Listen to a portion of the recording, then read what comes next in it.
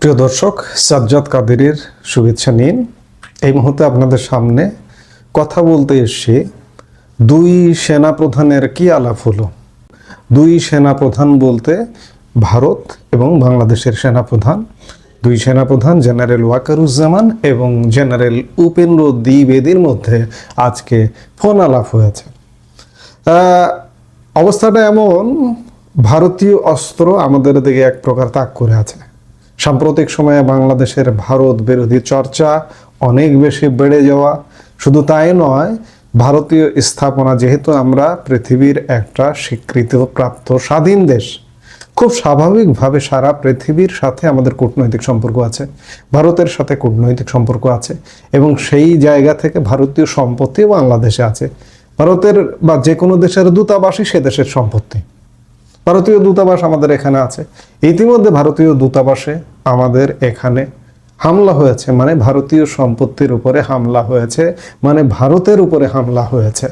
এই হামলা পরবর্তী সময়ে ভারত আরো বেশি আমাদের দিকে এক প্রকার অস্ত্র তাক করে বসে আছে। আর এই মুহূর্তে বাংলাদেশের সেনাপ্রধান জেনারেল ওয়াকারুজ্জামান এবং ভারতীয় সেনাপ্রধান জেনারেল উপেন্দ্র দ্বিবেদীর মধ্যে একটা ফোন আলাপ হয়েছে। মূলত বাংলাদেশের সেনাপ্রধান জেনারেল ওয়াকারুজ্জামান ভারতীয় সেনাপ্রধান উপেন্দ্র দ্বিবেদীকে আশ্বস্ত করেছেন যে আপনাদের যে সম্পদ বা সম্পত্তি বাংলাদেশে আছে, আমরা তা রক্ষা করতে বদ্ধপরিকর। কেন এ কথা বলা যায়? ঠেলায় পড়ে, কারণ বেশি বাড়াবাড়ি করলে কিন্তু ফুটিয়ে দেবে। বিষয়টা এখন এমন অবস্থা দাঁড়িয়েছে, ভারত আমাদের এখানে একটা গোলাও খরচ করবে না। ভারত যেগুলো করবে, কূটনৈতিক নানা রকম পদক্ষেপ নেবে, বাণিজ্যিক পদক্ষেপ নেবে, সম্পর্কের পদক্ষেপ নেবে। কিন্তু আপনি যদি দূতাবাসে ঢুকে যান, দূতাবাসের কর্মীদের উপরে, কূটনীতিকদের উপরে অত্যাচার করেন, তাহলে তো খেলাটা একদম জমে যাবে। সেই জমানো খেলার জন্য ভারত কিন্তু ইতিমধ্যেই রেডি আছে। বাংলাদেশের জাতীয় নির্বাচনের আসলে আগ্রহ ছিল না প্রধান উপদেষ্টা ডক্টর মোহাম্মদ ইউনূসের সরকারের। চাপের মুখে রাজি হলেও আজকে দেশের যে অবস্থা অভ্যন্তরে, তাতে এবং নানা রকম হত্যা, অগ্নি, সন্ত্রাস, নানা রকম কর্মকাণ্ড যেভাবে চলছে, তাতে নির্বাচন একটা ভণ্ডুল করে দেওয়ারই পরিকল্পনা চলছে। আমি শুরুতেই বললাম যে ভারতের সাথে বাংলাদেশের ঐতিহাসিক সম্পর্কের নিদর্শন ছড়িয়ে আছে বলা যায় বাংলাদেশ জুড়ে। বাংলাদেশে বহু ভারতীয় সম্পত্তি মৌলবাদী আক্রমণের শিকার হয়েছে এই ইউনূস সরকারের আমলে। এর মধ্যে অন্যতম চট্টগ্রামের ভারতীয় দূতাবাস। জানা গেছে এবার স্থিতিশীলতা বজায় রাখার প্রসঙ্গে আলোচনা চলছে ভারত এবং বাংলাদেশের সেনাপ্রধানের মধ্যে। ভারতের সেনাপ্রধান জেনারেল উপেন্দ্র দ্বিবেদীকে ভারতীয় সম্পত্তি রক্ষার আশ্বাস দিয়েছেন বাংলাদেশের সেনাপ্রধান জেনারেল ওয়াকারুজ্জামান। সর্বভারতীয় সংবাদ মাধ্যম CNN নিউজ 18-এর খবরে খানিক আগে, কয়েক ঘন্টা আগে একটা খবরে বলা হয়েছে, প্রতিবেশী দেশে সাম্প্রতিক উত্তেজনার মধ্যেই স্থিতিশীলতা নিশ্চিত করতে ভারত ও বাংলাদেশের সেনাপ্রধানরা সরাসরি আলোচনা করছেন। বাংলাদেশের সেনাপ্রধান জেনারেল ওয়াকারুজ্জামান ভারতীয় সেনাপ্রধানকে আশ্বস্ত করেছেন সম্পদের নিরাপত্তার বিষয়ে। জানা গেছে ওয়াকার আশ্বস্ত করেছেন বাংলাদেশে থাকা সমস্ত ভারতীয় সম্পদ নিরাপদ থাকবে। দেশের অভ্যন্তরে উত্তেজনা বাড়লেও নিরাপত্তা বজায় রাখার প্রশ্নে ঢাকার প্রতিশ্রুতির কথা তুলে ধরেছেন তিনি। ভারতীয় সংবাদ মাধ্যম আরও বলছে, ভারত বিরোধী নেতা শরীফ ওসমান হাদির মৃত্যুর পরে দেশব্যাপী অস্থিরতা তৈরি হয়েছে। প্রথম আলো এবং দ্য ডেইলি স্টারের অফিসে আগুন লাগিয়ে দেয় বিক্ষোভকারীরা। ময়মনসিংহে হিন্দু যুবক দীপু দাসের হত্যার ঘটনা বাংলাদেশের পরিস্থিতিকে আরও খারাপ করেছে। অভিযোগ উঠেছে, ইউনূস প্রশাসনের নিষ্ক্রিয়তার জেরেই পরিস্থিতি এতটা ভয়াবহ আকার নিয়েছে। প্রশ্নের মুখে বাংলাদেশের নির্বাচন। ভারত বারবার বাংলাদেশে গণতান্ত্রিক পদ্ধতিতে নির্বাচনের উপর জোর দিয়েছে, স্বচ্ছ নির্বাচনের প্রতি দায়বদ্ধতার কথা জানিয়েছে।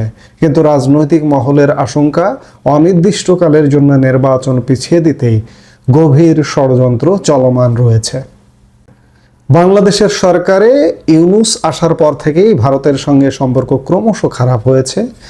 বিভিন্ন সময়ে বাংলাদেশের অভ্যন্তরের সমস্যার জন্য ভারতের দিকে আঙ্গুল তুলেছে বাংলাদেশের নেতারা।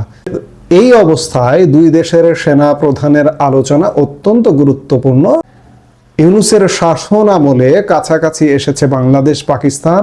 এমন অবস্থায় বাংলাদেশে থাকা ভারতীয় সম্পত্তি রক্ষায় সেনা প্রধানের বার্তার মধ্যে আসলে ইউনূস বিরোধিতার প্রচ্ছন্ন সুর খুঁজে পাচ্ছেন কোনো মহল।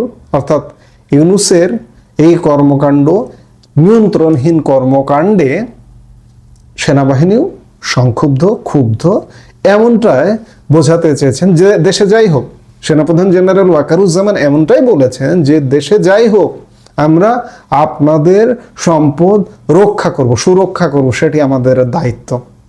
কেন আমাদের দিকে অস্ত্র তাক করা এতদিন পরে কি টনক নড়লো? টনক নড়ছে। আমরা বলতে চাই, ভারতীয় সম্পদ শুধু নয়, বাংলাদেশের প্রতি ইঞ্চি মাটি রক্ষা করার এই মুহূর্তে দায়িত্ব পড়ে গেছে বাংলাদেশ সেনাবাহিনীর। বাংলাদেশ সেনাবাহিনী দায় এড়াতে পারে না।